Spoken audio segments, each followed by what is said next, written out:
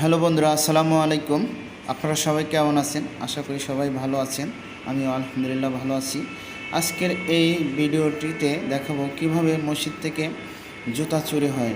আমরা অনেকবার শুনে থাকি যে নামাজের সময় মসজিদ থেকে জুতা চুরি হয়, এবং সেটা কিভাবে চুরি হয় আমরা এটা শুধু শুনি, দেখতে পাই না।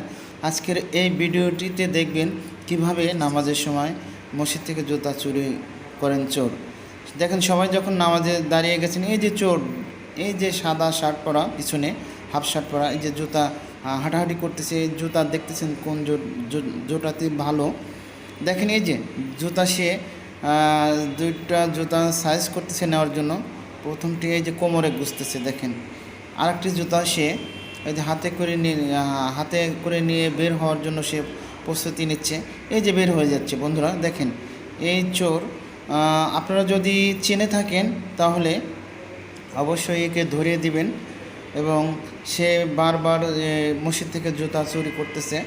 আপনারা যদি একে চিনে থাকেন অবশ্যই একে ধরে দেন, এবং সে যেন পরবর্তীতে এই কাজ না করতে পারে।